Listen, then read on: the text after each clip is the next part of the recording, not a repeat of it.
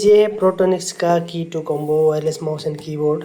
अभी मैंने जेप्टो से ऑर्डर किया था और ये है सील्ड ऑलरेडी, मतलब ये सील्ड है। तो मैं इसको ओपन करके देखता हूँ अदर इट वर्क्स प्रॉपरली और नॉट।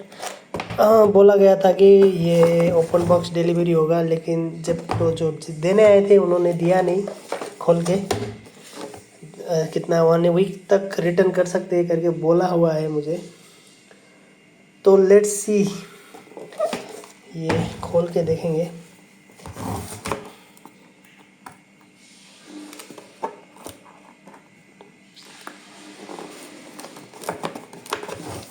नाजुक सील है इसका, खुल गया।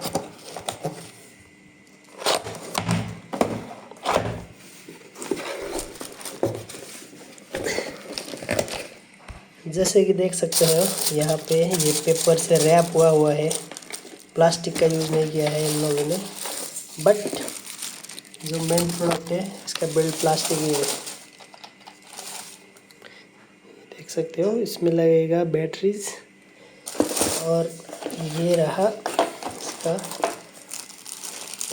इसको प्लास्टिक से रैप किया हुआ है। और ये रहा माउस, इसमें ऑन ऑफ बटन भी है और इसका रिसीवर यहाँ पे है। ठीक है, इसमें लगेगा AA बैटरी सिंगल, और इसमें लगेगा AA बैटरी सिंगल।